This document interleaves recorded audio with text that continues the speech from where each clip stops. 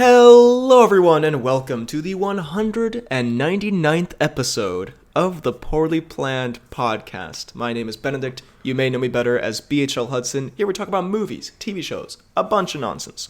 With me as always is my friend, co-host, and... God. Explodes. My Woody's buddy. Ooh, Frederick. Woody's buddy. Woody's buddy. It's true. Which, if you don't know the context, will sound kind of strange. Perhaps sexual, and you'd be right. I mean, with the context, it is still strange. But, and very sexual. we are back for what could be described as the last normal episode of the Poorly Planned Podcast. From here on out, it's only special eps. Well, because we got Pod 2 Hundo coming up. And then we got the final episode, which will be basically a normal episode, but it will be, you know, a little extra, a little grand, perhaps a little sentimental, tearful, possibly, yeah. But today we're just here for a classic pod episode. We're gonna have mini reviews. We're gonna have some news, and dare I say, we're gonna have a topic. God damn. It's back to the roots. It's crazy. Really. It's back to Jimmy Fallon's band, if you will. Okay. This is not a normal episode. This is the grandest of occasions. This is episode 1 somehow. You've gone back to put better jokes in. This has all been a rebranding marketing thing. Yeah. We're gonna actually just continue the pod but restart it. It's like, have you seen Snoop Dogg's thing where it's like, I have. I called it from the big. I told everyone we were standing around. We were having a debate. They're like, "What the fuck? He can't stop." I was like, "He's not. It's a publicity stunt. It's a Fallon skit thing where he's gonna come out on like Ellen and be like, "Oh, I tricked you all." It's bullshit. Way. But have you seen why he did it? No, I haven't actually. It's to promote a new smokeless grill. Of course. I'm like, this is exactly what I meant, man. Fucking Snoop. He was like, "Hey, I'm Snoop Dogg and I'm quitting smoking. Because when I'm grilling my steaks, it ain't fun to get smoke in your face." Oh my God. Shit like that. Snoop the ultimate hustler. We could do something Snoop-esque if you want. I mean, that's what I try to do for most of my life, is emulate Snoop Lion. Before we jump into stuff, I have a couple things I want to rattle off at the top here. Some quick, a slight anecdote, a quick plug, and a quick call to action. Ooh. So first of all, the treble. Call to action. I'm just gonna say, on Pod 200, I would suggest if you have any comments you want to get in there that you want us to read out, you should put them on Pod 200. Regards, of course, what you thought of Pod 200 and all that, but in regards to the end of the pod, because I realized, because of course on Pod 201, you'd think there'd be a lot of nice messages, which maybe there still will be, and you're still welcome to, but I realized if, you want us to read them out in the pod in an announcements and such segment, there won't be any of those after Pod 201, so... That is true. If you want us to, you're still very welcome to leave a nice goodbye comment on Pod 201, but if you want us to read it out on the pod, smack it on Pod 200. That's the first thing that's the place for it. Yeah. Although, again, it would be kind of sad if Pod 201 is a barren wasteland in the comments. So you're also welcome to say, farewell. Just like a simple goodbye. It's been a great ride. Love you all. 0 comments. 0 comments. 80 dislikes. 16 reports. Then my cheeky little plug, which I imagine you're going to love. I have a friend of mine in college, in my film class, named... who I'm familiar. Or I don't know if actually I'm supposed to say his name, but he goes on the internet. He goes by the name Mr. Kino. I'm only laughing at Mr. Kino because of the way you widened your eyes. As if Mr. Kino is one who shall not be named. Anyway, he has a YouTube channel. Terrorizes the internet.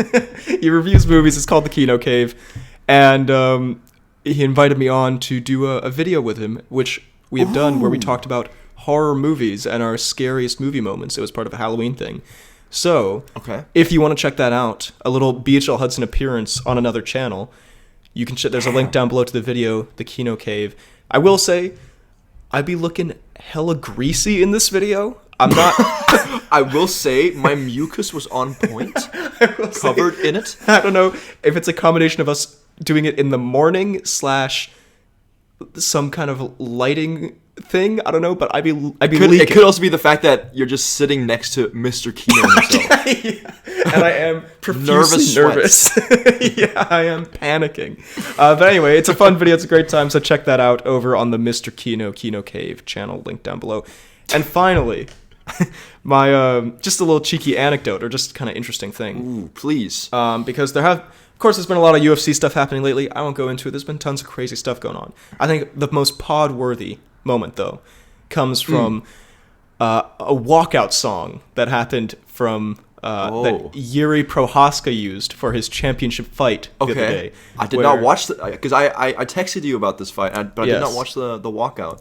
The fights themselves were crazy. I could talk all day about that, but the walkout specifically just was crazy for me because I mean it was an awesome walkout. And this was an awesome matchup. It's like basically a real life Mortal Kombat fight. You have this like modern day samurai guy, and then this guy from the tribes of Brazil who does archery and all this shit. It's very, very fucking cool, primal type fight. Yeah. And then Yuri Prohaska, the samurai guy, he's walking out to this very epic sounding music, and they're doing like a stare down. The music's still playing. I'm like, holy shit, this is fucking awesome. What is this music? I'm like, what is this amazing track this man has played? It's epic, but it's kind of modern. It really fits the tone. What genius could compose such a thing? I Shazammed this song, and I kid you not, it is in fact the main theme from the film Black Adam.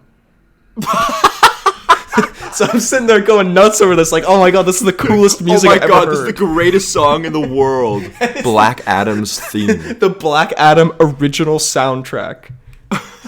So do with that what you will. I guess we underappreciated. It was that amazing music. That movie was a secret masterpiece. Yeah, I guess it was just used in the wrong context. But yeah, good for Yuri Prohaska, I guess, for using that epic music.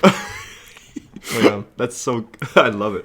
I too have a cheeky anecdote, which is less of an anecdote, more just a scary thing that happened to me. I saw my life flash before my eyes. Right? Okay. Wait, does this involve an encounter with Mr. Kino, perhaps? Every single life-threatening encounter for anyone ever is with Mr. Kino. Yeah, no, that's what I thought. No, so I was chilling in the library, right? Just doing some work. I was having a good time, and it's kind of in the, it's not the silent section, but it's a bit of a quiet section, right? And then I'm focused on my work, and I look up and I see a friend of mine, like from the other, end of the room. He just he looks a little shocked, if you will, and then he looks at me, points at me, and walks towards me with the most deliberate movement I've ever seen in any man ever. And I was like, oh god, something's happened. I've done something terrible. And he comes up to me and he just whispers in my ear, "You two think you could beat up Ryan Gosling?" I was like, what? I was genuinely so baffled and confused. And he's like, "Yeah, I listened to the pod where you said." I was like, oh my god. I was genuinely so scared. And then my fear turned into reality when he started beating me up. Right, I was just like, that moment that the pod created there, I was like, god damn, this is so confusing. To be clear, this was a friend of yours, someone you know. This wasn't like a random on the street. Not some random dude. Okay. No, it was a friend of mine. Okay, but good. Yeah. But still very alarming. I genuinely thought something was happening. I thought something was going down. There's a look of utter disbelief in his eyes. He was like, these fucking idiots. God. That would terrify me. I think honestly it becomes more terrifying when you realize that it's pod related that someone is approaching you. I would rather be arrested or kicked out of the library or something. Well, speaking of film, as we often do, do we want to very good segue. Do a couple little mini reviews? I think we really do. So I'm thinking we keep the mini reviews, because there's been a ton of stuff from the past that we haven't talked about because we haven't done this in a while. But I say we stick it to the top 3 that we have something to say about. Top 3, okay. And then we go from there. I can get behind that. Yeah. So first of all, do we start with a film that we've both seen? Ooh, the legendary cinematic experience that was FNAF. You mean Mr. Kino's work himself, FNAF? I mean, the truest form of Kino. Yes. Freddy Fazbear's origin film. The FNAF movie. I say this, with love and respect for the art of cinema, I guess. That was, I think, the worst film I've seen this year so far. I say it with a complete disgust for Kino and cinema. And I completely agree. That shit was... Yeah. That shit was ass. I was gonna say I don't want to be negative, but also in the spirit of the pod, we're quite negative men. So I guess We're why not? famously negative. I mean, goddamn, what a shit show. It did everything wrong that like a film can do wrong, except for the animatronics. Because I said this thing, and then someone who liked the movie been, what about the animatronics? Like, okay, the animatronics looked pretty good, I guess, but that does not Yeah, a that movie is not make. like. Yeah, that is not like the bar for a good movie. No, it's like, Oh yeah, okay. terrible story and terrible characters and terrible acting. What about Freddy Fazbear? Exactly, bro. This, I mean, look, I'm not hating on anyone who likes it because I saw some people who really liked it, and if you like it because you're a big fan of the games and the lore and the game theory Pat videos, cool. I'm just saying, even As a movie. I'm not even opposed to the lore. I watch some game theory videos. All right, I've been there. I've done that. You famously love Pat. He's my favorite person, but as a movie, yeah, it's incredibly. I found it like really boring.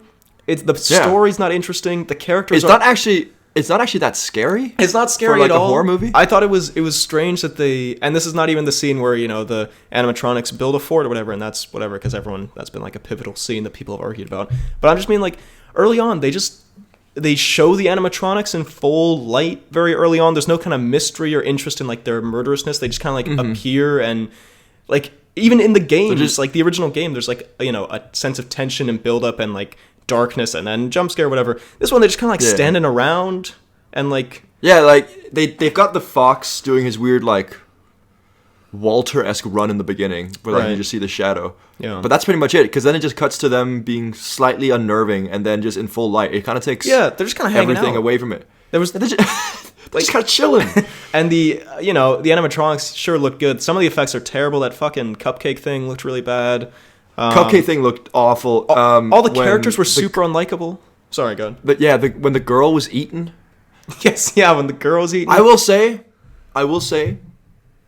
and as a kid hater, I still found the kid annoying, but the kid was one of the least annoying people in that movie. Okay. I must say. All right, fair enough. I'm putting it out there. I was like, you know what? Fine. I accept this kid for who she is and who she wants to be. Josh, unlike any other child. Well, he's just all other children. Like the thing he's is, so unlikable, and he's such a douchebag. It's and not kind even of like whiny. Sort of, yeah, like a down on his luck, like bit of a deadbeat, whatever. You can do that character and make him likable. Fucking, I don't know. I know it's a different kind of movie, but Ryan Gosling and the Nice Guys, he's like a complete mess and in shambles, but you still like him a lot. This guy just fucking love him. sucks. Like he's just sad and shitty. His motivations that. I want to look at the trees, because then maybe I can dream about what happened. It's like, I will take drugs what? to see who kidnapped my brother in my dreams. It's like Josh. And it was just, I mean, the spoilers are whatever, spoilers, the end, the twist, and, the whatever. As someone who even knows some of the FNAF lore, which I hate to admit, it's just fucking, like, it's not... As one of the writers of the FNAF canon events. There were just times in the film where I thought, like, I'm embarrassed that I'm here. Like, it felt like a horror movie for, 10-year-olds who love FNAF videos, which I guess it was, but, like, a really bad version of it. And I was like, I'm sitting here as a 21-year-old man watching this movie, and I'm actually kind of embarrassed. Like, that was... I'm sorry to get so frank, but, like... This movie made me reflect on my choices. Genuinely, That's not something you want from the FNAF movie. I was like, what am I doing here? And it was just cringy. I don't know. Like, a lot of it was just kind of cringy and, like, it was bad. In fairness, were you also reflecting because you did miss a major event as you were watching the FNAF movies? I went, instead of watching Ngannou versus Fury, because it's like, that'll be whatever. Nothing's going to happen there. Turns out to be, like, the most talked about, like, combat sports event of the whole fucking year. And then I'm watching Josh Hutchinson do the FNAF movie instead. So that also probably contributed to my hate for it. But, yeah. Not a fan. I imagine he's not actually in the movie, he's just, like, playing the entire movie. He's, like, acting it out. He's just doing the FNAF movie. You can't do a movie. Yes, we can do a movie. Nugo reference. Great Nugo reference. But yeah, FNAF movie, I was not a fan. What do we think of Shaggy? I was just... I don't know, I'm sorry. Like, I know that's a part people love. I just thought it was cringe, because... Sorry, what a great movie review. I just thought it was fucking cringe, dude. I don't know, because it's like, of course he's, the big twist at the end. He says, like, his catchphrase or some shit, and it's just, like, everyone knew he was going to be in it to be that villainous character, and it's like, he's just kind of, like, overacting, and it's fine, it's cute, or whatever. But again, that's why it's like, This is something that would blow the mind of an 11-year-old. You know what I mean? And that's no offense to anyone not in our audience. not a 21-year-old big boy who should be watching Ngannou versus Fury. who's missing the MMA fight of the year. Yeah. Anyway, I'm sorry if this is really insulting and disparaging to anyone who liked it who is an adult, because I just said it would blow the mind of an 11-year-old. And I'm sorry. I have friends who actually liked it. You did say you watched it with friends who loved it. I have one friend who gave it 5 stars. So Do you actually? You're studying cinema. Well, she's not a film student. Okay. That makes it sound even more insulting. Oh, she doesn't even fucking know anything about Kino. She doesn't get what she's talking about. Yeah. Send her this clip. Don't upload. By the way, you were featured on the pod. Anyway, do you have a mini review to springboard off of this? Ooh, I do in fact have a mini review to springboard off. A bit of a comparison and contrast, because I actually quite enjoyed this movie. I did for, what was it, 2-3 days ago, I went to watch the new Hunger Games movie. Oh, okay, all right. Yeah, cheeky Mr. Snow. Right. Before Honestly, he was president. Before he was El Presidente. I won't lie, I kind of went in with this I wasn't very excited. I didn't have super high hopes, but it was actually a lot better than I thought it was going to be. Okay. I think the guy who plays Snow it's a very good performance. It's very good. The girl who plays Lucy Gray, who's also in the new Snow White, kind of hate her. So okay. She was really, really annoying, and she had this like weird Southern accent for some reason. Okay. And are you referring to Rachel Ziegler? Yes, I am. Okay. Yeah. Okay. Yeah. No, she was super annoying. And yeah, otherwise like the action was good. It was a little bit long. It was I think it was close to 3 hours. Yeah. But overall, just like it kind of made me want to rewatch the Hunger Games movies, because it immerses you quite well in this world, but gives you a peek of what it was like before it got super like technologically developed and stuff like that with the like more modern Hunger Games. Whereas like in these Hunger Games, spoiler, not gonna spoil the whole thing, but just like the way it kind of works is like they don't have all these like elaborate traps and stuff like that. They basically just have guards who shoot you if you'd like try and run away. And like the arena is super small. Oh, okay. But the overall kind of storyline and the character development of Snow, I very much enjoyed. And yeah, it's good villains. There's a guy called what is he? Jason Schwartzman? Is that yeah? He plays Caesar Flickerman's dad or something, and is incredibly nutty. I very much enjoy. I can see that. That feels like a Schwartzman type role. Hunger Games. Very well cast. And then Viola Davis. She's like the game director, and she's kind of crazy, but also it works.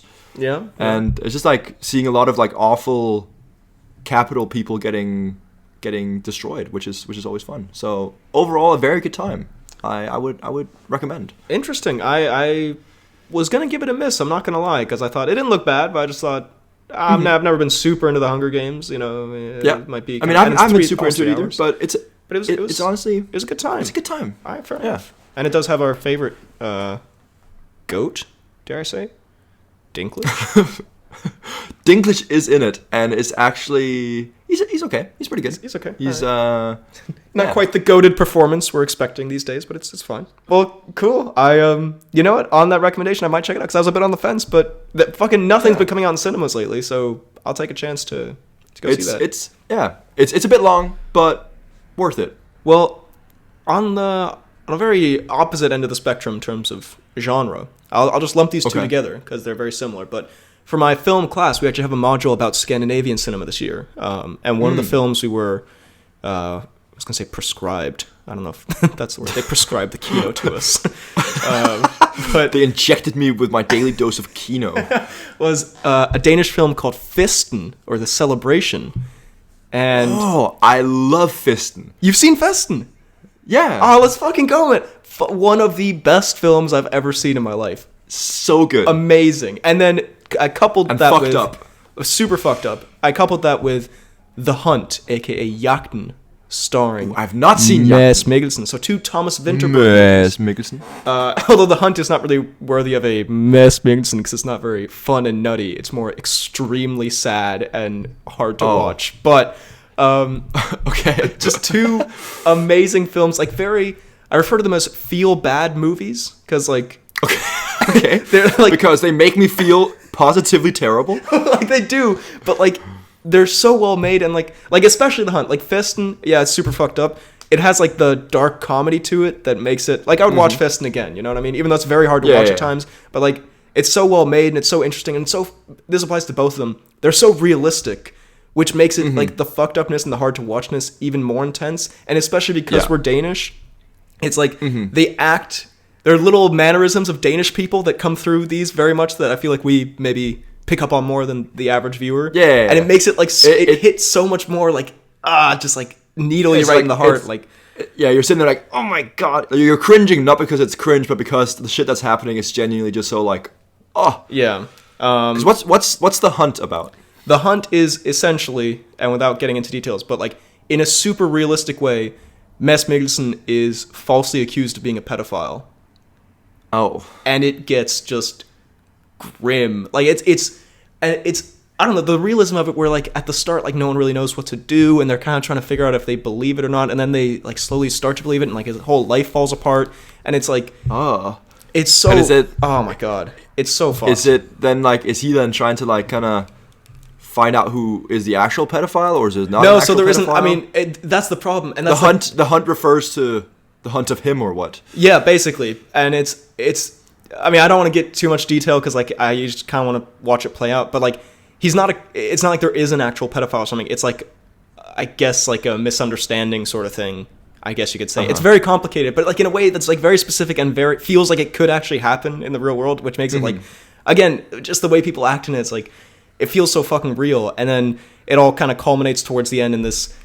You've probably seen the scene in the church where he's crying in the church, and like, oh yeah, I've seen that. Like, bro, it's a movie that like I never want to watch again because it was so hard to watch, but it's like fucking amazing. So I'd highly recommend that. And Fisten, just like again, also super fucked up, has a bit more comedy in there, and just like the Dogma 95, like the way it's shot and all that. It's very, I don't know. It's the only film. The way it's shot in Fisten as well makes it, you know, even more realistic, I think. Exactly. Yeah, it's the only film that I've seen from the Dogma 95 kind of thing that I've really liked because I feel like that handheld, you know, low budget kind of thing fits really well because it feels almost like a documentary. Two pieces of Danish kino that I would absolutely recommend to anyone if you can stomach the fucked upness of. But you know what? There's unlike Lars von Trier. Unlike his films, from the ones that I've seen, which are just kind of like basically just like depression porn, like they're just like so fucking miserable. These ones they are terrible. They are miserable, but like there's like a ray of some kind of humanity to them that makes it not. There's a silver lining. Exactly, yeah, kind of like Another Round, which I'd say is way less miserable than these two, but it's like a little bit sad, but there's some kind of humanity and hope that pervades that I like. So anyway, that's my Danish kino rant for the day. Ooh, well, I kind of want to rewatch Fisten because I watched Fisten as a. Like for a school project, so it's a while back, and then the Hunt I've always kind of wanted to watch. Yeah. So I'll definitely with this, glowing kino recommendation, I will definitely get on it. Of course. All right. Well, I hate to do this to you. Don't even think about it. Don't even say the words. And I don't want to get greedy. You don't want you could go out on a high note. It's not going to happen. I'm not going to do it. I'm gonna need you to cue that intro. It's not gonna happen. You got one last one. You really want to cue it? It's fine. It's fair enough. It's more fitting that you go out on an absolute miserable. Maybe I'll put two fart sound effects in this. An absolute stinkeroo. All right. God. Intro cued. Fuck you. And I almost had to edit my list a little bit from last episode that everyone heard because. I did watch the new Attack on Titan finale. And my God, was it fantastic. Was it glorious? It was so glorious. Holy shit. I weeped and I was immersed in action and it just, I've giving it a bit of shit in the last few years because it kept, extending itself. But my lord, was it worth it. It really paid off. Super, like, amazing action scenes. And then, like, plot twists and everything like that just, like, go full circle.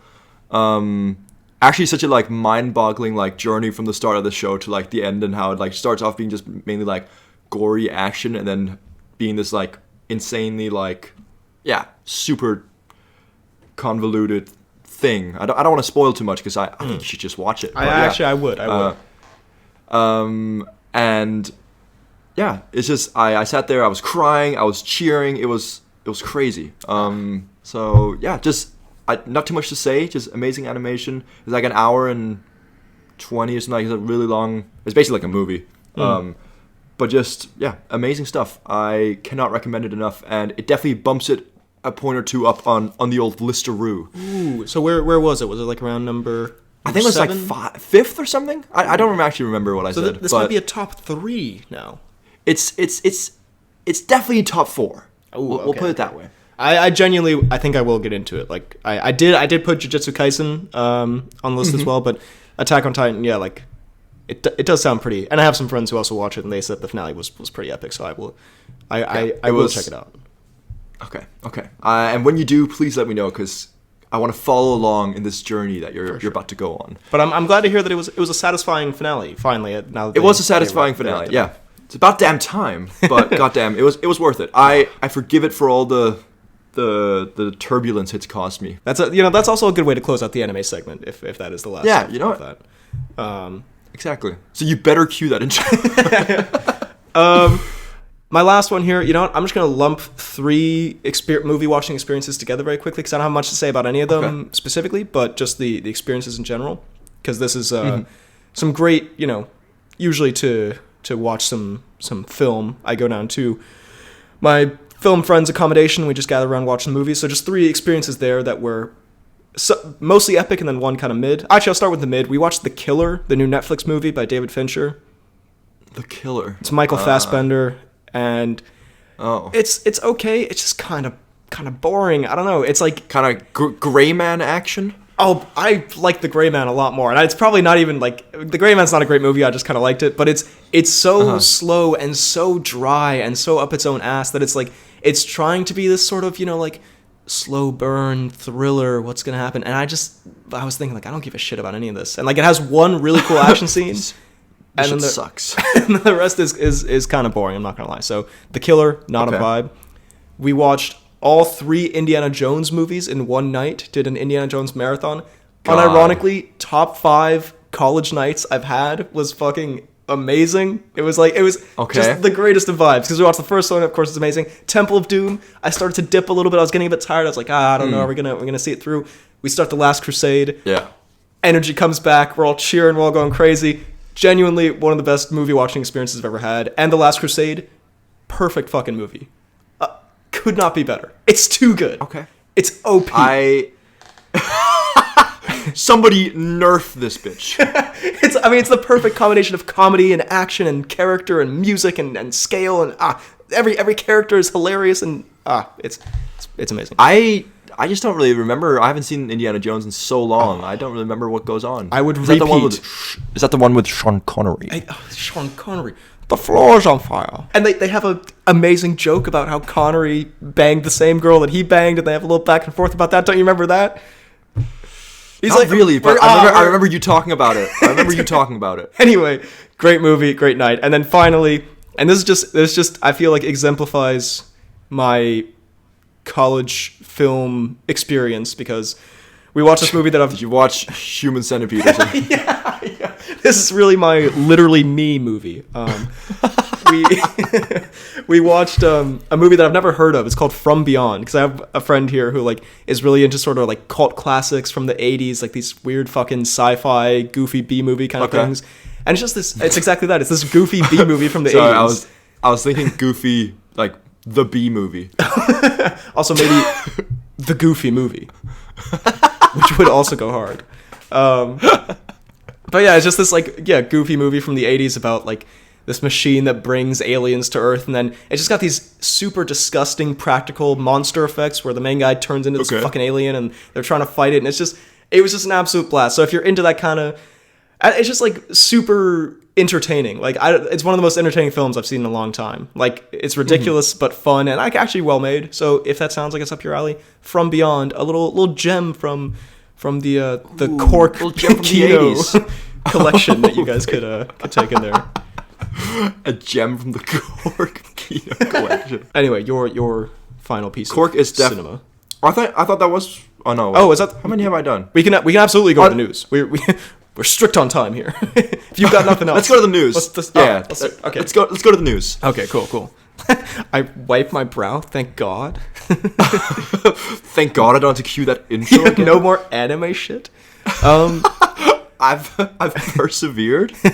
Well, cheeky news items. I mean, do we even grace Ghostbusters Frozen Empire trailer with a reaction from us? Well, I think you're in the limelight here. I mean, it looks bad. What can I say? It does not look. Is there more? There's more Murray. There's no Ramus to be seen in the trailer, but no Ramus to be seen. But again, you could be pleasantly surprised. Yeah, I wouldn't be shocked if he is the main character in this one. There's gonna be a 20-minute monologue from Ramus. Yeah, can I say that might be the weirdest part of them bringing him back is that he doesn't speak, so he just stands there ominously, and it's just like He doesn't speak at all. No, he doesn't, because he's dead. Which is, again, I just find that whole thing. I know some people thought it was wholesome and really well done and really sweet. I thought it was weird and kind of creepy and kind of in poor taste. I say they just take it to the next level and just create an AI-generated voice for him. And have him do a rap battle. And have him have him and Murray just fight it out. Yeah, that would be really tasteful. Murray beats up his ghost. I'm sorry, I realized I just said that's in bad taste. No, we make all these jokes, but they're the ones who brought it up. I think it was just weird. Anyway, I don't think they're the ones who made us say this. It doesn't look terrible realistically, but I don't think it looks very good. Speaking of which, and this is kind of disappointing for me, did you see the trailer for The Fall Guy? I did not. You didn't with Gosling and Emily Blunt. Wait. Is that the one where he's a stunt driver? Yeah. Oh, okay. I thought it was like Fall Guys, the movie, like with the game. Yes, that would be very. Why are you so disappointed that? I thought it would look fucking awesome, and instead it was mid. Yes, I didn't remember it was called The Fall Guy, but yes, The Fall Guy. Yeah. You know what? I was actually really excited for this because it's Gosling, one of my favorite actors. Blunt. Uh-huh. I believe it's directed by David Leitch, who did Bullet Train and John Wick 2, maybe? Okay. And Deadpool. Actually, let me just make sure of that. But it had like a good director as well. And then the trailer, I'm not going to lie, it looked kind of mid. The trailer, yeah. I won't lie, I think the movie might be better than what the trailer puts out there, but the trailer is slightly mid, as you say. It looked kind of like an average comedy, and like the action didn't look great, which is surprising from David Leitch, and the comedy wasn't... Mm-hmm. It was sort of standard stuff. It wasn't groundbreaking. I don't know. I'm not trying to be a hater. It could be really Shit fun. was not Kino. Yeah, I mean... I thought I was expecting a little more. Mm-hmm. I agree. It because it's got all the... On paper, it looks like it could be a perfect movie. But yeah, what we've seen so far, I'm skeptical. To be fair, when the trailers for Bullet Train came out, I did send it to you saying like this would be a great Woody movie, but I did think like it'll probably be fun in the sense that like it's actors we like, but it'll probably be, you know, kind of silly and dumb. And Bullet Train was actually really great. So it was awesome. Yeah, could be a situation like that. So we'll see. Mm-hmm, I'm still gonna see it, but yeah. And also I love the goose, Ryan. I love a good goose. I love the goose, Ryan. Did you see Nicholas Hoult has been cast as Lex Luthor in the next Superman film? I have not. Ooh. That is actually, you know what? That's not a terrible choice. Vibe. He's not. It's definitely it's better than the last one. It is indeed. Yeah, Eisenberg. Can he fill the shoes of Eisenberg is the question. I mean, he's a great actor. He's I mean, has he been like a villainous presence in a lot of stuff? He's been like a comedic villain, but I don't know if he's been like a proper villain. I mean, he was like comedically washed in The Menu, I guess you could say. But he's pretty comedically washed in The Great, that show with Catherine the Great. Sure. Yeah, he's quite good in that. So, you know, if he can turn down the washedness and kind of increase the intimidation factor, He could. It could be You good. should give acting tips for actors. Okay, this Alright, next scene. Nicholas, so congrats on getting the part. But what I'm going to need you to do is turn down this whole washed thing you got going and up the cool, menacing character vibes. I think it's a good choice. I think it caught me a little off guard because he's a bit younger than like a traditional Luthor, but I think Yeah. I mean, The whole how old vibe- is he compared to Eisenberg? well, let's not include Eisenberg as a traditional Luthor vibe. All right, let's just disregard the Eisenberg version. But I think also because they're doing a younger Superman and a younger Lois Lane and stuff, it can work. So you know, I don't hate it. I can see it. I'm not mad at it. I do want to, I hope it doesn't become a thing where the fact that they're all younger is, a big presence. Because like a show like Gotham, have you seen Gotham? I've seen the first couple seasons of Gotham. Yeah. Yeah, I don't know, like I haven't seen much of it, but to me it just gets a little bit silly. I know they're younger than these people will be, but like the fact that they're all so young just makes it feel a little bit, I don't know, high schooly. Yeah, kind of, dare I say, Muppet Babies adjacent. You dare say. I It's a dare. brilliant analogy. And then finally, speaking of, what were we talking about? Nicholas Hoult being, Right. Speaking of washed. superhero movie stuff and being washed, I guess. There was this article about the MCU. Did you see this about how it's kind of in shambles? How they're struggling? I didn't see there was a specific article. I just kind of knew. Just aware of the cultural zeitgeist of the shamblesness. Yeah. Well, I mean, it's actually an interesting read, I guess, and some of it's been contested, but I can't remember which site it was, but it might have been Variety or New York Times or something. But anyway, it was about how they have a bunch of problems, how, between films underperforming, like the Marvels, which I have not seen and I'm not really planning on seeing. Might watch it on Disney Plus, I guess, but and then the Jonathan Majors situation, and then they've been putting out too much content that people are confused by and don't care about. Has he been recast now, Jonathan Majors? No, not yet. Or but not recast, but this might just be like one of those fake articles, but like I saw the thing where it's like Jonathan Majors is reportedly out of the MCU. I don't know if that's real or not.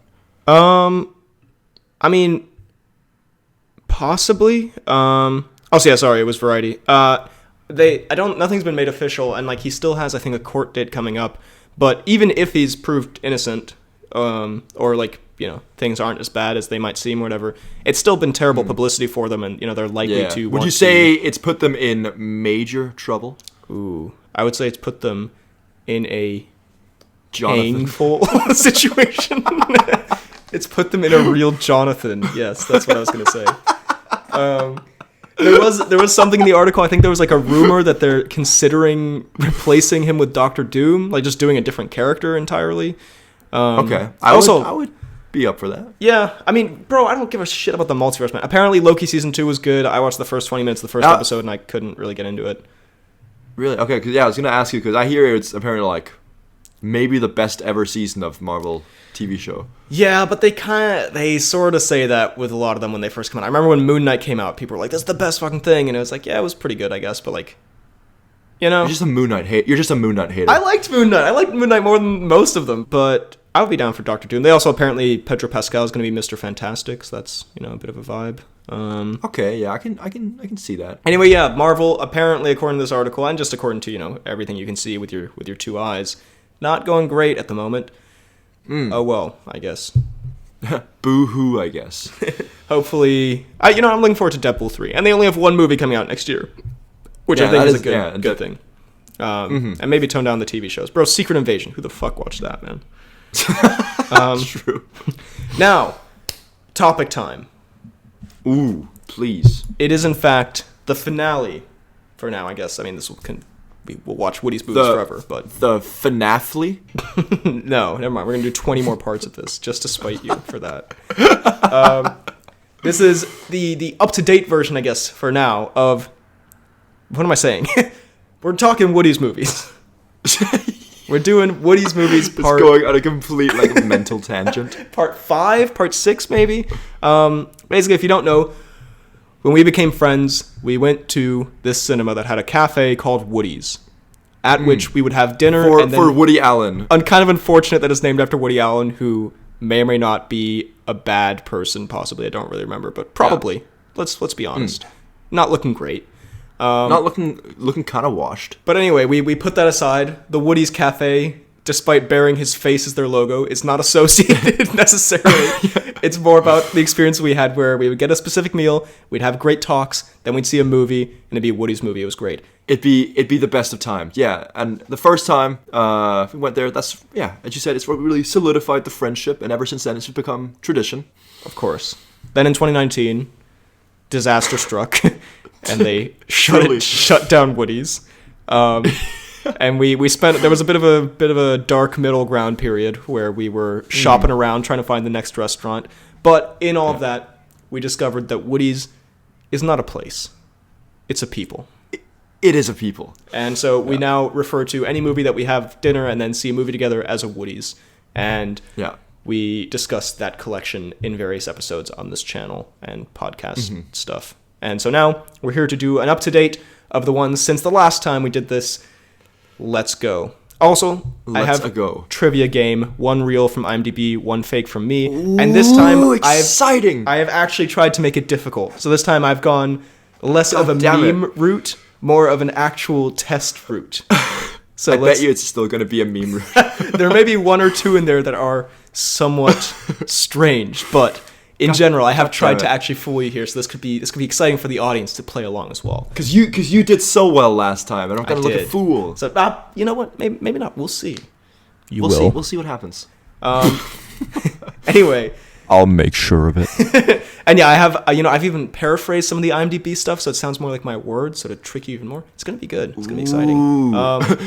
You spent a week doing this trivia. Yeah, I've done no essays this week. I'm failing. First of all, and this is an interesting one, which exemplifies the Woody's is a people, not a place mantra. Okay.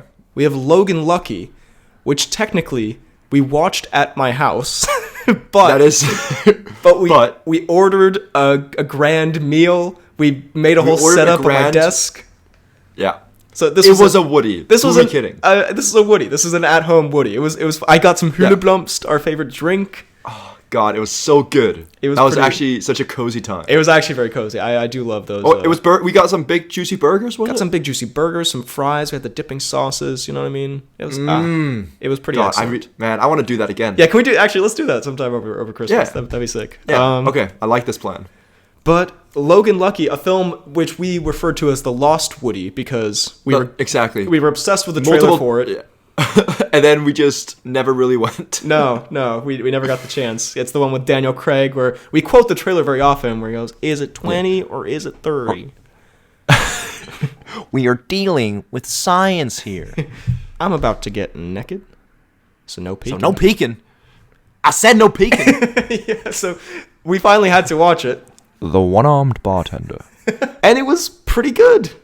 It was the kind of thing I think it could not in any universe have been as good as we made it out to be. No. Or like equal our expectations because we put it up on this pedestal and at the same time we dumbed it down so much that it just became this. It was a good movie. I enjoyed it, but it's just kind of. I don't remember a lot about it to say. Yeah, it was like a heist. It's like a heist with, a simple-minded Tatum and his one-armed bartender brother, Adam Driver. It's fun. It has like a lot of, little supporting roles that are enjoyable. Seth MacFarlane pops up. Sebastian Stan's there for a bit. Like it has like a fun style to it. And of course, Daniel Craig as Joe Bang is the highlight by far.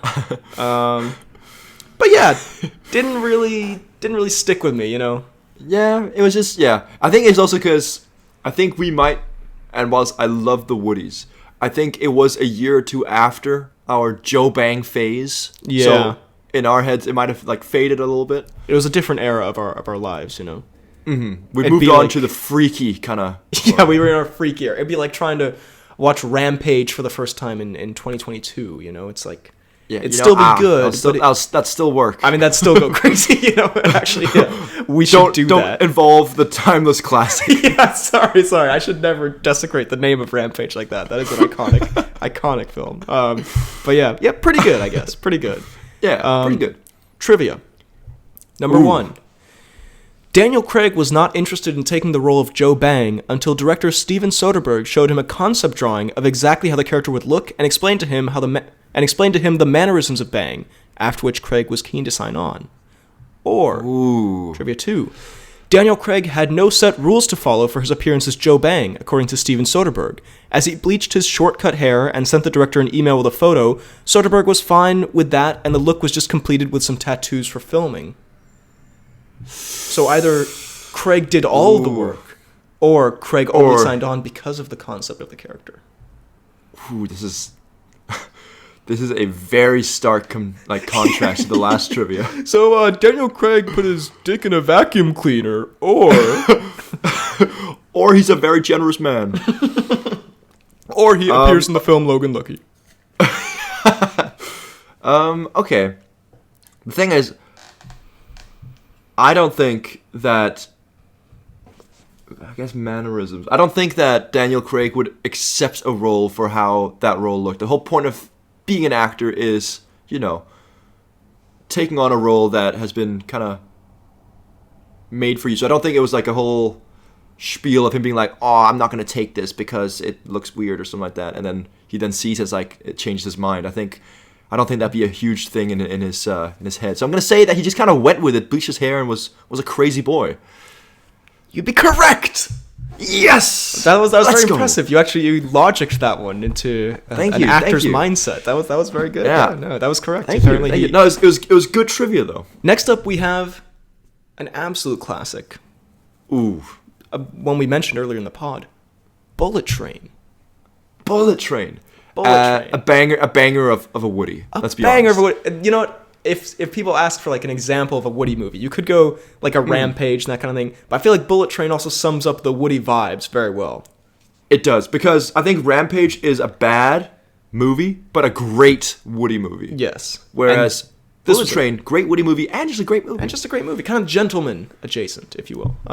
Very, very good comparison. But yeah, I don't know. It does have the elements of a Woody movie in that it has, I think, essential for a Woody movie. It has a lot of actors that we like to joke about and enjoy the presence of. It has the Pitt. It has a ton of cameos. It has the Tatum cameo, which is hilarious. It has the Reynolds cameo. It's got a Ryan Reynolds cameo. It's got the Reynolds cameo. It's got other things, possibly. It's just got this air of self-awareness. Self-awareness. And then it just has like really fun, memorable characters. Tangerine and Lemon, perhaps. Correct. Finally got it right. Yeah, it's only been 75 years. Yeah, a lot of fun, stories coinciding. I do think, maybe it's like got a little too many things going on at times, and maybe they harp on the Thomas the Tank Engine bit a little too much. But those are my only real complaints. Controversial. The only real things that I've had to say. Classic Diesel thing of you to say. The action's really fun as well. Michael Shannon shows up. He's pretty keen. He's there. He's pretty keen. I don't know. It's very fun. It's a very fun, stylish. It's fun, action movie. stylish. When the I Need a Hero cover comes on. Yeah, the Japanese version. Goosebumps. Yeah. And is that Sandra Bullock who shows up in the end as well? Yeah, she's has a little cameo as his handler kind of thing. Yeah, I don't know. It's fun. It's nutty in a way that is earned, I guess, because sometimes a movie's trying to be nutty and aren't we so clever and self-aware and stuff. Aren't we so nutty? Shut the fuck up. But in this case, I was on board the train, if you will. Yeah. Excuse me. I almost vomit. The moment you said that, you vomited everything up. And I would say a very good Woody. Such a good Woody. A goodie. One of my. It was very wood. A goody Woody. Anyway, trivia. Aaron Taylor Johnson lost a chunk of his hand and passed out after doing a stunt.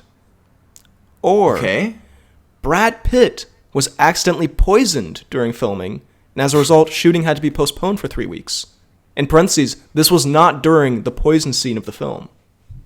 Okay, may I ask, do you know what poison it was? Was it just food poisoning? Or was it like I would imagine food poisoning. I don't know if an assassin snuck onto the set, but that's just what it said. Damn. Lost a chunk of his hand. Lost it. That seems brutal and graphic. He did punch that window. Nah. Losing a chunk. Oh, fuck. It depends on how much of the hand has been gone. Because if it's a little bit, then it could be. But I'm gonna go with the assumption that it's a big chunk. It's up to the elbow.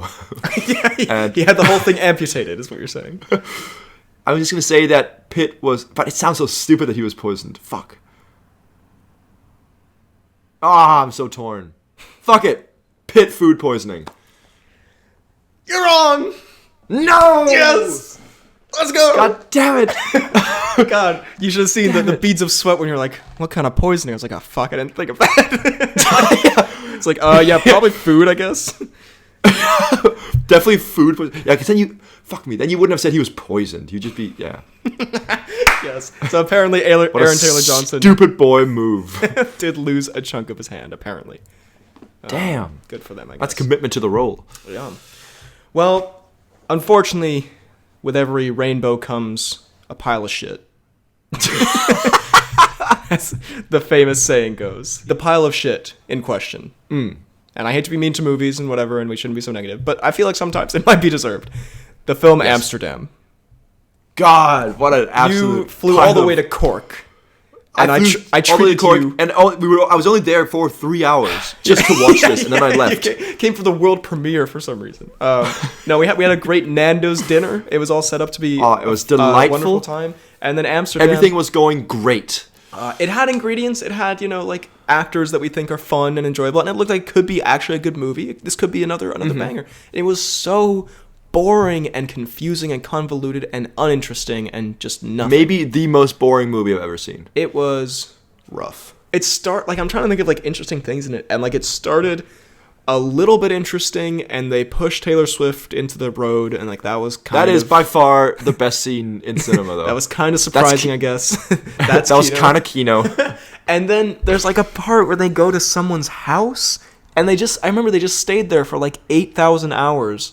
And then is it Robert De Niro's house they go to? Maybe. And then there's something about Margot Robbie's mentally unwell. And then they have this big finale where they're all standing around in a room and they're yelling at each other and someone shoots someone in the face or something. Holy shit. Such a a waste of talent as well. So many good actors in it who get nothing to do. Yeah, and I feel like the production of it was actually... It seemed decently well done. Like, yeah, it was... it was fucking... What's his name? The guy... American Hustle and all those other things. Silver Linings Playbook, maybe. David O. Russell. He did it. He's supposed to be kind of... Well, he might also be a bit of a bastard, actually, I remember. But he's supposed to make, like, decent movies. It just felt really up its own ass. It felt like a really pretentious, like, playwright had written, like, their most pretentious play and then somehow gotten a bunch of money to make it into a film. And I don't know. Not worth the film it was printed on. Boom. Really, yeah, it's really not. If the beginning, like the first like 20, 30 minutes of it, to me felt like the start of like a Poirot movie. Yeah. And then it just kind of, I was like, okay, I wasn't fully there for it, but I was like, okay, this could work. And then it just, it's like goes in circles endlessly. Trying to be a satire of something, but it's like, what the fuck are you even saying? Like, insufferable. What are you even commenting on right now? Really fucking insufferable. So yeah, and terrible Woody. Like there was no even like funny enjoyment to get out of it. It was just boring. Okay, trivia. Michael B. Jordan originally was cast as the project geared up for an April 2020 shoot, but when filming was delayed nearly an entire year due to COVID-19, Jordan became unavailable due to scheduling conflicts and was replaced by John David Washington. Or Edward Norton originally was cast as the project geared up for April 2020 shoot, but when filming was delayed nearly an entire year due to COVID-19, Norton became unavailable due to scheduling conflicts and was replaced by Christian Bale. So was it B. Jordan being replaced by David Washington, or was it Norton being replaced by Bale? Ooh, fuck. You've really... This one is kind of mean, because it's really just a coin flip. It could be anything. But who do you think would fit better for their roles? That's what I'm saying. Like, I think... Whilst I didn't like the movie that much, I do think Christian Bale fits the role quite well that he's playing. Okay. So, I don't know. I feel like if you have a choice between Ed Norton and Christian Bale, you usually go Christian Bale. Ooh, hot take, but okay.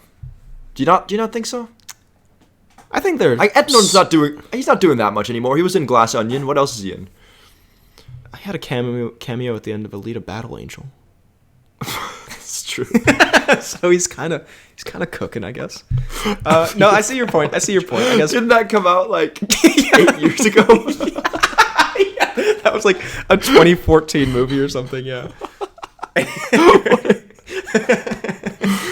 that he was in for so 2 seconds. incredibly disturbing that you remember like the 5-second Ed Norton You know cameo the in most Alita disturbing Battle part? I haven't even seen it. How do you know? I don't know. Anyway. No. Okay, and I also feel like Michael B. Jordan wouldn't do this kind of a shit movie. I don't know. I feel like he's got decent stuff. And he's been busy with Creed and stuff.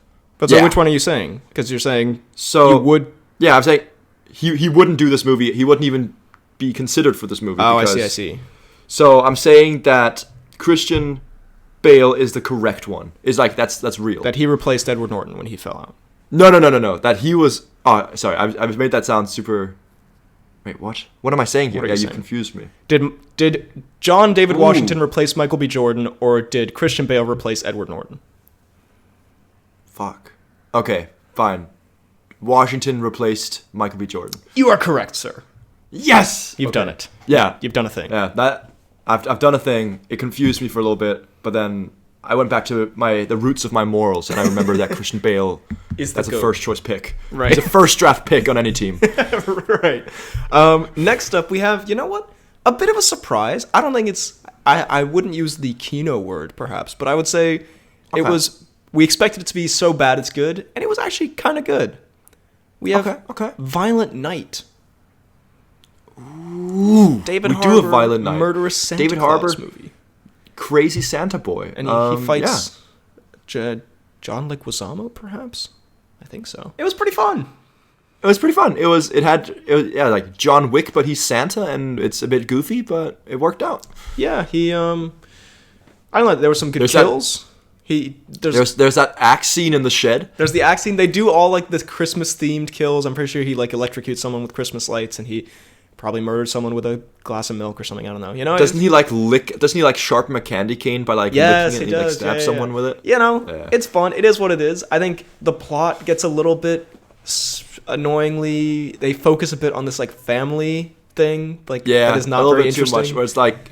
It's Santa killing people. Just focus on that. You don't need to get into the nitty-gritties here. Yeah. But you know what? For what it is, I think it was quite solid. It was good fun. And at the end, I agree. Spoiler alert, he kills him by shooting him up the chimney, and he fucking gets twisted into a million pieces or whatever. He completely just mushes him. Yeah. Pretty good. Triviums. In one of the many references to Die Hard, one character is named Thorpe. The book on which Die Hard is based, Nothing Lasts Forever, was written by Roderick Thorpe. Or, the film okay, go on. The film was originally written as a PG-13 designed to star Jack Black as Santa. Damn it, I actually thought I cooked on this one. But when Black dropped out, the film pivoted to the R-rated film that was released. What the fuck, bro? I thought I cooked. Bro says unintelligible nonsense. Also, I think the fact that I unironically said I thought I cooked might be the most unintelligible nonsense I've ever said. So sorry for that. Please don't quote me. It says unintelligible nonsense.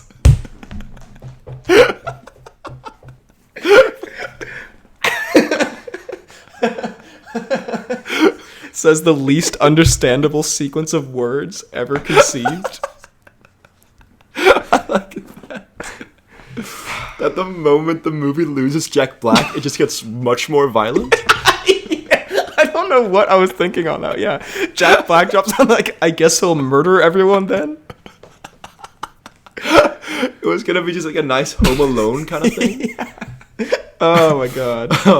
Jesus. Well, anyway. The thing is, as you were saying it, you genuinely put both hands to your head and fully, with no hesitation, fuck, I fully thought I cooked here. I know, that's so embarrassing. My vocabulary has actually become there's that, corrupted. and then there's the most elaborate Thorpe I've ever heard. Yeah, it's Die Hard book trivia. The author is the name of one of the characters. So oh my god, man. No, nothing. Well, let's forget that ever happened. Well, but the Jack Black one is definitely true. You have been pranked, sir. Don't you know that it would get much more violent when Jack Black drops off? For some reason. Somehow rated 30. It becomes a rated X film. Just automatic pornography. All right, next up, we return to... You know what? And this, I'm not even kidding here. This might be my top 5 movies of this year. Which I know sounds kind of crazy. But I really fucking enjoyed this one. Dungeons and Dragons: Honor Amongst Thieves. It was, you know, as they say in the business, a sleeper hit. Yes. Very good. It was just kind of, again, you went into it. I'm not a Dungeons and Dragons kind of guy. You're not either. No. We just kind of went in, not expect, like, I thought it was going to be god awful. Yeah, I thought it was same. going to be so bad. And then, like, in the beginning, like, the first few minutes, I was like, fuck, this is going to be terrible. This is going to be crazy. And then, it just kind of developed into this thing that was very, very enjoyable. It was a good time. Not the highest of stakes. You're not super invested, but it's just like, you can sit back, relax, have a good time with it.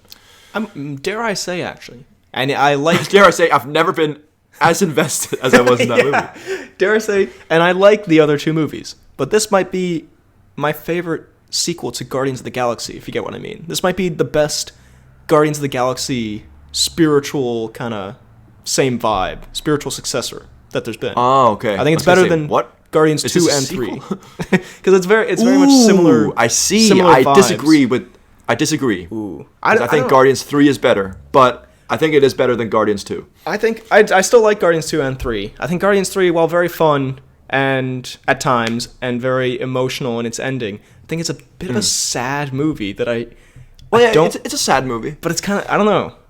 I think it could have used a little less Festen style dark energy to it and a little more okay. Guardians 1 cheer. Anyway, I really appreciate about this one. Yeah, like the group dynamic, it doesn't feel forced and like we're trying to do like a, team of misfits. Like they actually have fun chemistry and funny lines. Chris Pine's very charismatic in the lead. All the characters are a lot of fun. Really creative action scenes as well. They use the powers and shit in cool ways that they integrated into the world and stuff like that quite well. I think like some of the ones that we've seen before, like what is it? The one with the guy from Vikings with orcs and stuff. Warcraft? Warcraft, yeah, like stuff like that. That seems like you'd expect it to be similar vibes, but this is so far removed from it. It's like this one's miles better. Yeah, and we do have the cheekiest Hugh Grant as a nutty villain. We do. At Nutty Villain, there's out of nowhere a Tiny Cooper. A Tiny Cooper. There's a hilarious, they beat the shit out of the villain at the end scene, which is always a good time. It's just, it's really fun. I had very mid expectations for it, and it just turned out to be like, maybe top 5 of the year is a bit much. But in terms of like enjoyable experiences, and also I was in Sterling, it was like a fun time. That might have contributed to it. It was a fun time. Sitting there with my Woody buddy. Yeah. It was. I very much enjoyed. And you did as well. Maybe I enjoyed a little more. I agree. No, I definitely enjoyed. It's definitely. God, was that still this year? That's insane. That was this year. That was in April. That's in April. Crazy. Damn. Yeah. Yeah, I very much enjoyed it. It was so good. And there's some scenes that made me laugh out loud, like so hard, like more than most movies do. Like the one where he's like, when they're interviewing the corpses. Yes, shit, like, that was hilarious. It was very on the nose, but still got me so good. And then like the one where he's like a projection, and then his face starts ballooning up. Yeah, there's like shit that shouldn't be as funny as it is, but it's executed really well. It's just like slapstick humor that just they pull off. Yeah, I would call it a very charming film. That's how I would. I can definitely get behind that description. Even if you're not a Dungeons and Dragons nerd, you can enjoy it. Evidenced by us. You can enjoy very cool hip men. Cool hip men. Yeah. Trivia. Number 1. Chris Pine is a massive Dungeons & Dragons fan, having played since middle school, and jumped at the chance to join the project. Or, Trivia 2. Part of why Chris Pine joined the film is because he watched his nephew play Dungeons & Dragons and saw how much fun he and his friends were having.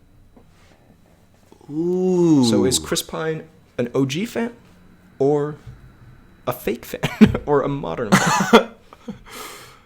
Damn. Fuck, this... Especially, like... Compared to the last one, this one's mid. He doesn't strike me as a Dungeons and Dragons kind of guy. Too cool? I don't know. I just feel like he seems like he seems like a man who's maybe a little bit clueless sometimes in my head, and I feel like he wouldn't really be into that when he was younger, but he might be. Fuck, because of his cluelessness. No, I'm gonna say his because it's gonna be his nephew. He saw his nephew play. You are correct, sir. Yes. Yes. Let's go. Let's go. He doesn't really strike me as a dungeons. He strikes me maybe as like he might have been a bit of a skater kid, perhaps. I can see that. Next up, we have a film that I've spent like basically this whole fucking semester. Every time a movie discussion comes up with my friends, which is often because they're film students, we talk about this fucking movie. So I'm pretty burnt out on it. But Oppenheimer. Oppenheimer. Oppenheimer. Yes. The greatest, most nutty Woody. Yeah, so funny. In fairness, we did have a few moments where we just lost it. You know what? There is like it is. I mean, we're joking. It's a very serious, intense movie, whatever. But it still does have witty moments. For example, the Cillian sitting naked in a chair, absolutely crushing his nutsack. The naked, just completely squishing them testes. And also like the Avengers-esque Einstein. Yeah, the Albert Nick Fury popping up scenes. He appears behind a car like he's fucking Jason Bourne or something. Those are pretty enjoyable. But as a movie, I think it's very good. I think it's a very good film. Yeah, I don't think it's like the best movie ever. We've talked about it a bunch. It's not the best movie ever. It's a movie that, it does the event justice. It's very well acted and, it's well shot. A little bit long. Well done. A little bit long. Otherwise, it's good. Yeah, it does. It does drag on when they get to the press con or the they're talking to him at that table after the big atomic test. Then there's a bit of a dip for sure, and then it picks up again towards the end.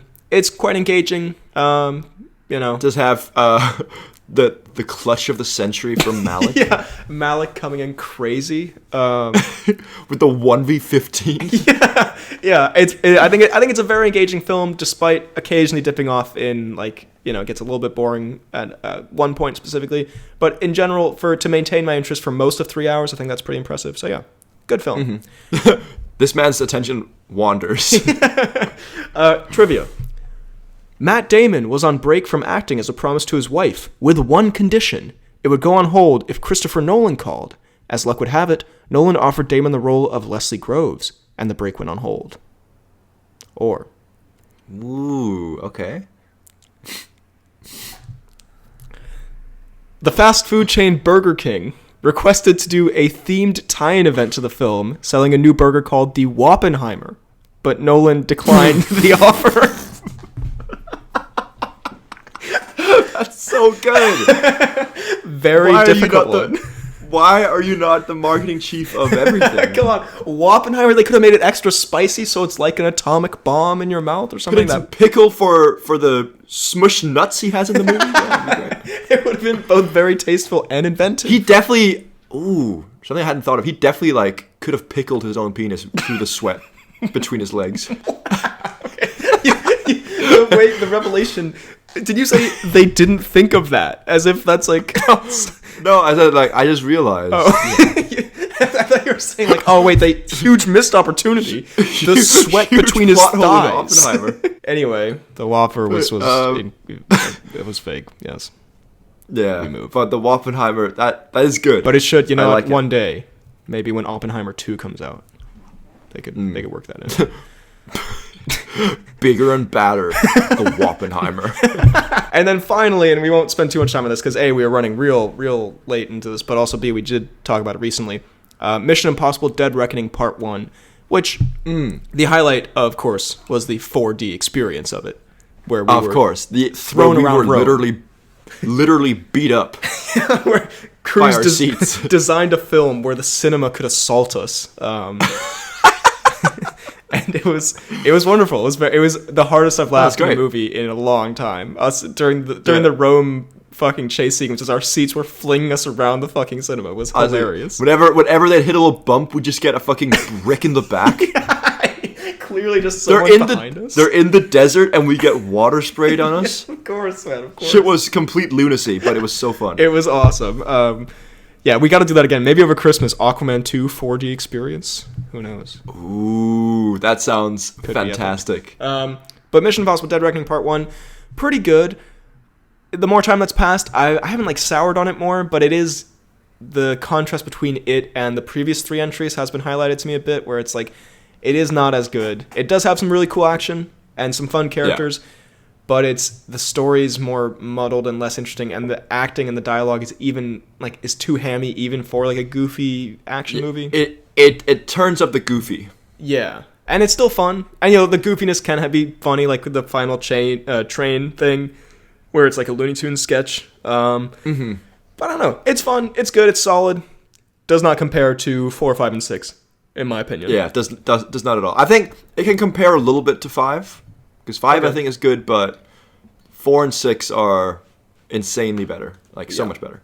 Still really good, though. Still quality. Yeah. Trivia. Because of her eagerness and drive on the set, Pom Klementieff got the nickname Pom Cruise from director Christopher McQuarrie. Or, Tom Cruise surprised Simon Pegg, Haley Atwell, kind of cute, and Rebecca Ferguson with their own custom motorcycles to celebrate production wrapping. Ooh. See, Simon Pegg just doesn't strike me as a motorcycle kind of guy.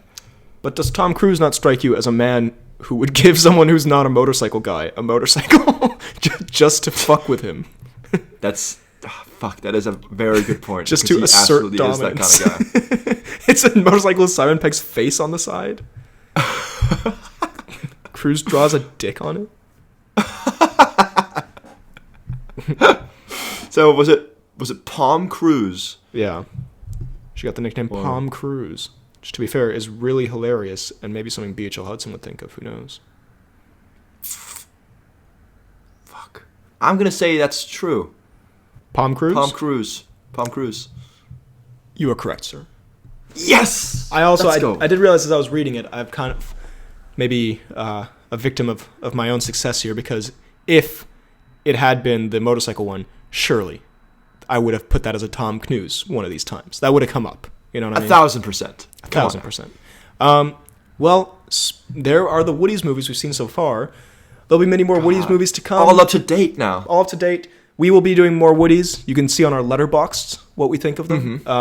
Yeah. No more pods in the future, although, never say never. But final part to the Woodies tradition. The Woodies tradition and the pod, my 2 favorite traditions of ours, I will say. I agree. Jenny just mush together 2 amazing things, doing it with your best boo, and you create something beautiful. My best boo. With all that said, speaking of the Cnews, it is now time for the Tom Cnews.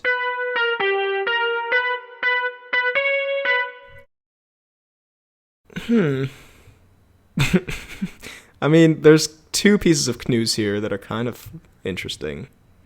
Okay. We're going to go, first off, there's an article in Variety that says, Timothée Chalamet calls Army Hammer allegations disorienting, reveals Tom Cruise sent him an email with lists of stunt trainers. It was a, quote, war cry.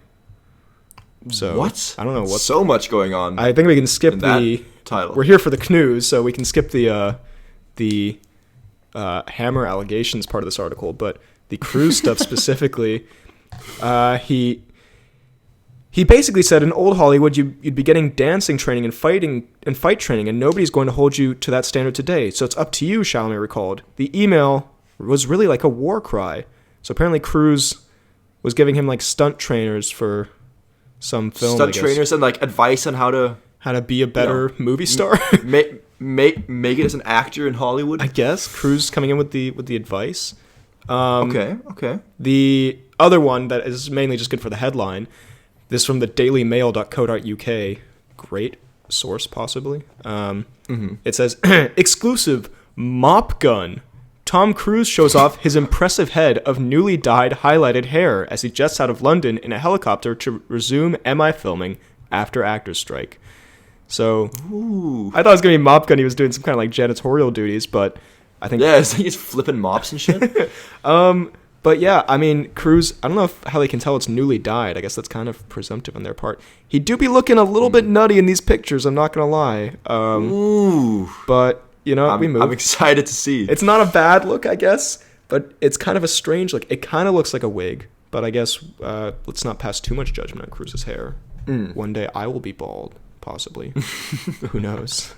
Possibly, who knows? Well, he's not bald yet, but anyway, that's the Tom Cnews. Good stuff, I guess. Cnews inspiring the youth and having weird hair.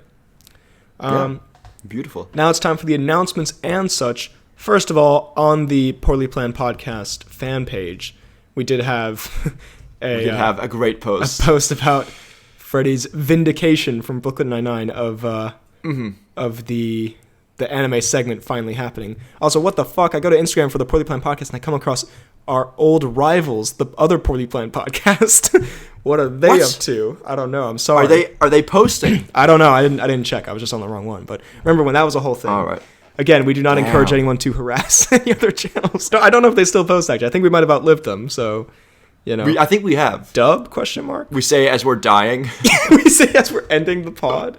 But anyway, yeah, that's something, I guess. Good for them. Whatever. Who cares? And then comments on the latest pod, which did go up yesterday. So there might be... Oh, God, there's 25 comments. Oh, my God. So much to do. Oh, my Lord. Okay, let's do this real quick. Cian says, justice has been served. And Daniel says, indeed it has. Ristos K says, I was waiting years for this episode. Edit, I don't leave comments very often, but I've been listening to the Poorly Planned Podcast since the very beginning, back when they were being uploaded on BHL's channel. Keep up the great work to YouTube and beyond. Thank you very much. That's very sweet. Let's go. The OG BHL Hudson days are crazy. Those are dark times. Josie says, no lie, I actually cheered at my work when the intro played. Shelf Enthusiast says, everyone on the planet cheered. It was a universal event. Anson says, I did a little dance as I was making my lunch, as shameful as that is to confess. And Josie says, I don't blame you. That was a time to celebrate. So, the universe is healing, I guess. See how happy you can make people? But you know what? They're only happy because I never played that damn intro. I did it that one time. So if anything, you're welcome. Josie says, I will admit, I didn't care about anime back then, still kind of don't, but I was never against watching it. In fact, I thought that was it. That was the comment. Mid-episode. In fact, I actually did watch Steins Gate with a friend of mine, which is a time travel show, and I started it like, yeah, it's cool, and then when it ended, I genuinely thought that was one of my favorite shows ever. Very good anime. Highly recommend it to those who haven't seen it. Great episode. Definitely worth the wait. Freddy finally got justice. Hashtag DeathBussy. Hashtag Rent-a-Bussy. Hashtag Bussy Wars. Hashtag Busruto. Hashtag Attack on Bussy. Hashtag Justice has finally been served. I will say, Busruto. I don't know, it's great if our comment section, like if YouTube's algorithm picks up, we have hashtag Rent-a-Bussy in our comment section. I feel like that has some unfortunate implications. Al Feld says, Rent-a-Bussy. I will take this time to say that I first discovered the pod 5 years ago with the Ben and Fred Watch The Incredibles. I didn't know it was a pod channel until like 3 years ago. What I listened to was some of the funniest stuff I've heard and quickly caught up with the pod and was excited for when new episodes or Ben and Fred Watches came out. Now that it's ending, all I will say is thank you. Al. Too nice. Al. Very nice of you, Al. And I'm glad you enjoyed. Too nice. Too sweet. Too wholesome. It's not 2:01 yet, you guys. Don't make us cry yet. ZJ says, once again, a great way to pass time in my end-of-day study. As someone who doesn't care that much about anime and whose only anime they've seen is Pokemon, I really enjoyed hearing Freddy talk about anime. Also, that Alec Baldwin joke was not as bad as the other joke trivia I came involving trolls, Justin Timberlake and Janet Jackson. I'm not quite sure what this is in reference to. That Alec Baldwin joke was not as bad as the other joke trivia I came involving trolls, Justin Timberlake, and Janet Jackson. Janet Jackson. I'm not sure. Is that about her Super Bowl thing? Yeah. I'm not quite sure what ZJ's cooking here, but you know what? I'll give him the benefit of the doubt. Did we talk about that in the episode? I don't think so. But anyway. Hashtag BHL the bully. Hashtag anime what a joke. Hashtag anime bussy. Again, anime bussy. Not a great hashtag to have like floating around your comment section. But, oh well. But thank you, ZJ. I'm glad you enjoyed. It's very fitting, I think. Enjoyed the episode and enjoyed hearing Freddy talk some anime kino. Yeah. Talk some shit. Daniel says, another really great and enjoyable episode. Keep up the Pizza Cat-esque work. Finally, the episode we've all been waiting for, Freddy's Anime Hour, for an actual hour. Even though I haven't seen any anime, this was still one of my favorite episodes and contains possibly the best trivia we've gotten on the podcast. And anime is something I've been meaning to get into, so those recommendations I will put on the list. And we're getting dangerously close to the end of the pod. Once again, I'm not ready for it, but we're getting some of the best episodes we've ever gotten, so I guess I can't complain. Hashtag Freddy is a pervert. Hashtag I'll put it on the list. Hashtag what the fuck are these animes? Hashtag hey yo. Hashtag BHL gets old people boner. Hashtag FDK is anime king. You know, Daniel always coming through with, some could call them the most out-of-pocket hashtags. Gets old people. Yeah, not great. Not great stuff. But I'm glad you enjoyed the episode. Also, Freddy's a pervert. What the fuck? Yo, yeah, that was what I was going to say. The best trivia ever on the pod. I've been put to shame, man. I've been doing the trivia for fucking 197 episodes, and you just come in here and fucking bowl me over, man. What's going on?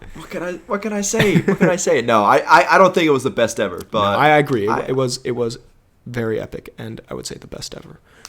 Josie says, I agree on the trivia part. That was genuinely the toughest trivia I've participated in. Hashtag Ghostbusters Frozen Bussy. Hashtag it's brownie time. Hashtag BHL gets boomer bussy.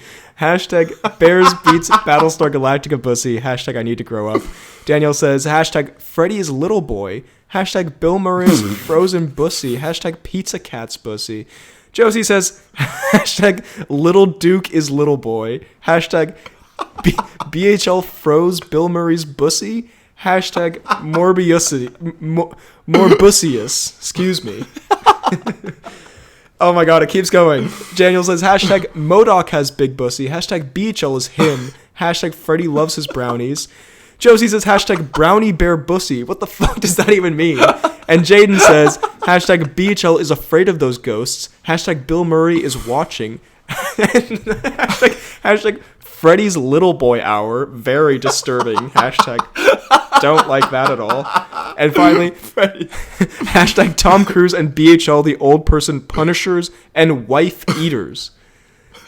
So, you know, I think that sums up the pod comment section pretty well, I suppose. God, what a journey. Christ. Tom Cruise eating people's wives. That was a classic bit we used to do. We should bring that back. That was, yeah. The Poorly Planned Podcast clip says, holy fuck, BHL played the anime intro. What the shit? When I heard the intro play, I got the same feeling I did when Cap lifted Thor's hammer in Endgame. Big goosebump moment. And it feels so good to hear Freddy talk for once. Normally, it's BHL just monologuing to himself about Harrison Ford being old or how bad the Fast and Furious films are. So it was nice to see Freddy get to talk for once. Hashtag FDK is the fucking king of this shit, all in capital letters. And of course I wasn't serious. I do love to hear about BHL ranting about old people. Hashtag BH boner for the Harrison. God, loaded comment there. Josie responds, I agree on the intro. Haven't cheered this loudly since Toby showed up in No Way Home. Also, episode 199 needs to be all hour of BHL ranting about old people. Hashtag BHL's old people rant hour. Hashtag boomer beef with BHL Hudson the boomer beater.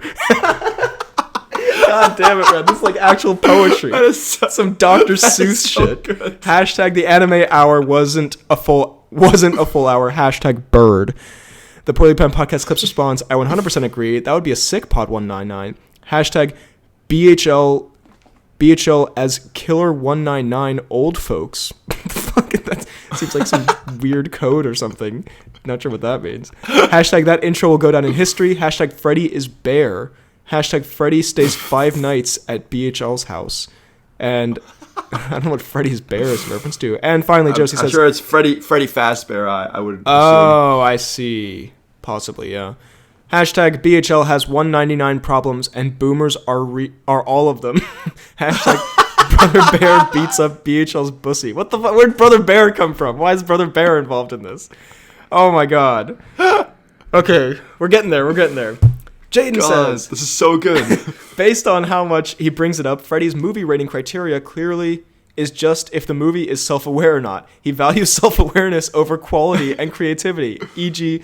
liking Mario over John Wick 4 and Babylon. Hashtag Mario has self-awareness. Hashtag Freddy is very self-aware. Hashtag what a bussy. Hashtag BHL nose reduction surgery. Hashtag bring back seductive Santa for the Christmas pod. Hashtag Freddy bout to hit a little boy moment.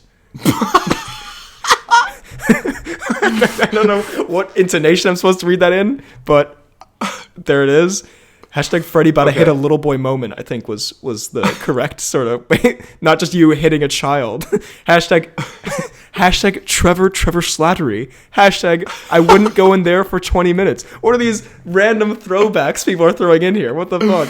God, I love it. It's bringing me back. This is great. This is fantastic. Shelf Enthusiast says, so glad to finally get an actual hour of Freddy's Anime Hour. Some pretty great shouts, and some I'll have to jot down for later. Great pod as always. Hashtag Attack on Bussy. Also, someone did point out it wasn't an actual hour because I guess we did do a bit of the start. It was close enough. We tried our best. It was, come on now. NMS says, for a show that is ending soon, the writing is still okay. I just wish the characters were a bit more likable. Hashtag Peacemaker, what a jovial occurrence. Hashtag Brenton Thwaites is history. Hashtag Big Willie Style Award 2023. And as someone with close to no knowledge on anime at all, this episode is definitely one of the top 200 of the show. If the pod wants a deep dive into Scientology, you should watch the highly acclaimed John Travolta movie Battlefield Earth, his best movie after Gotti and Pulp Fiction. Feels weird to see the pod ad I made on the pod now. Oh, I think he means like the fan art. Feels weird to see the pod ad I made on the pod now because I remember intending to send it in 6 years ago, but I just never did for some reason. It just sat in my Google Drive, and every now and then the file would pop up. Well, there you go. It has now been featured. Good stuff. Amazing. I don't know if we need a deep dive into Scientology. I think we're specifically avoiding that at the moment. We're staying in the shallows here. And yeah, I feel like people, because it's ending, people are bringing back their favorite bits. And I love it. From the pod. And Anson says, long ass comment is incoming, but we're in the final days, so no reason to not go all out, right? Here are my personal top 10 favorite anime. Okay, we are unfortunately running a bit over time. So I'm sorry. I'm really sorry. I don't know if we can okay, should I just read all of it? Reads through the entire hashtag Bus comments. Okay, fine. Anson hits you with a nice, wholesome one. And that's our time, ladies and gentlemen. I have time for every ridiculous bussy hashtag. Fine. You know what? Fuck it. We're reading this. I was just going to do the top 10, but I'm going to read it all because you know what? Anson has been a consistent and good commenter where he actually leaves. I'm not saying unlike anyone else with the bussy hashtags. We appreciate the hashtags. But you know what, Anson? We appreciate you going all in on some of these comments. So you know what? We're going to read it. Number 10, Spy X Family. Freddy already talked about why this slaps. Wholesome family dynamic balanced out with fun spy stuff. It's a banger. Number 9, Nichiju. Part wholesome slice of life, part absolutely unhinged absurdist comedy, all with absolutely stunning animation. This thing has better action scenes than most actual action series, and is one of the funniest shows I've ever seen. Truly a one-of-a-kind project. Number 8, Bocce the Rock, a story about the struggles of severe social anxiety and making your way in the underground Japanese independent music scene. It's also a slight absurdist comedy with some moments of incredibly experimental animation. Very relatable and fun. Number 7, nice. Hyoka. The members of a literature club, sort of on accident, become a team of mystery solvers around their school. The show has themes of self-worth, identity, and romance, and some of the best writing I've ever seen. It's incredibly information-dense, but it's still so easy to follow and remarkably well thought out. It's so impressively done. Nice. Number 6, Kaguya-sama Love is War. Two high schoolers are crushing... Yes. Oh, are you familiar with this one? I am familiar with this one. Two high schoolers are crushing on each other, but because they're too prideful to confess, they spend most of the show playing intense mind games with one another to trick the other into confessing. Extremely funny, very emotional when it wants to be, and also the best English dub ever made.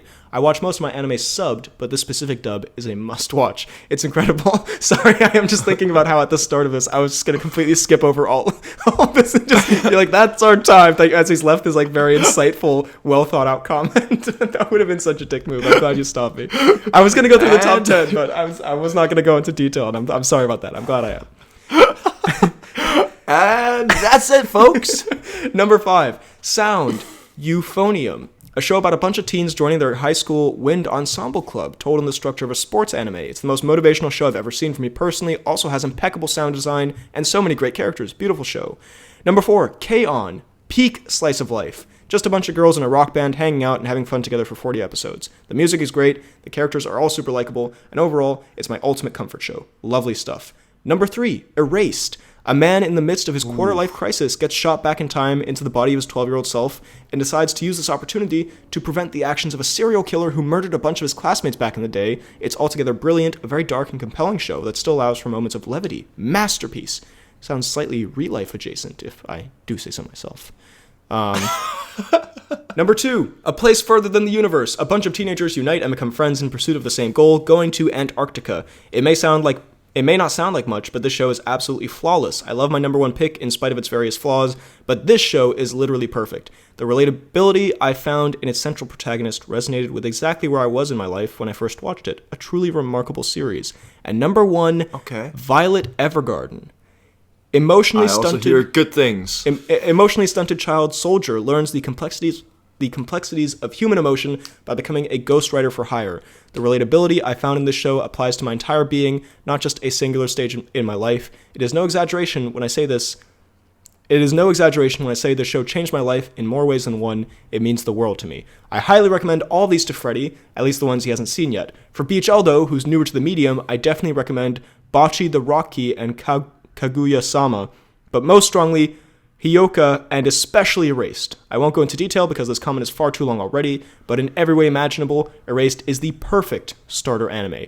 Thank you for bearing with me. Hashtag intro justice has been served. Damn. That was an excellent comment, and that was a great comment. Genuinely very glad that I read all that, because some of those things do sound kind of bangers. Yeah. I might want to put those on the list. And I've heard of Violet Evergarden. Me too. I've not watched, but I really want to watch. You've mentioned it in some context at some point, I'm pretty sure. But actually, Lele's a big fan. I'm pretty sure. Actually, yeah, Lele talks about it a lot. But yeah, some of those do sound really fucking good, and especially thank you for recommending a starter anime as well for a beginner like myself. And thank you for the generally insightful comments that you've left in the pod, Anson. Not that we're saying we prefer insight over hashtag Bussy, Freddy something, Bill Murray, Bussy, whatever. Both are great. Both are welcome. That's my point. We take both. Thank you. That all being said. One makes us laugh. The other one puts our podcasting abilities and analytical things to shame. Yeah, you put a much more concise version of the anime episode just in one comment there. Thank you very much for listening. I hope you enjoyed this episode. If you did, drop a like, subscribe, hit the bell button, leave a comment down below what you thought about what we talked about, the pod in general, the show. Leave a 5-star rating on Apple Podcasts and iTunes, where you can also find the pod. Tell your friends, leave a nice review. Tell people, it's all good. Pod 200 coming sometime in the future. But you can find me on YouTube, BHL Hudson, Instagram, Twitter. No, you can find me on YouTube, BHL Hudson, Instagram, BHL_Hudson, Letterboxd, Real BHL Hudson. You can email the pod at bhlhudsonvids@gmail.com. You can find me on X at FDK_DaltSniper. You can find me on Instagram at Fidalgo. You can find me on Letterboxd at FDK_Thwillums and on YouTube at FDK Space Gaming. Thank you very much for listening, and we will see you next time.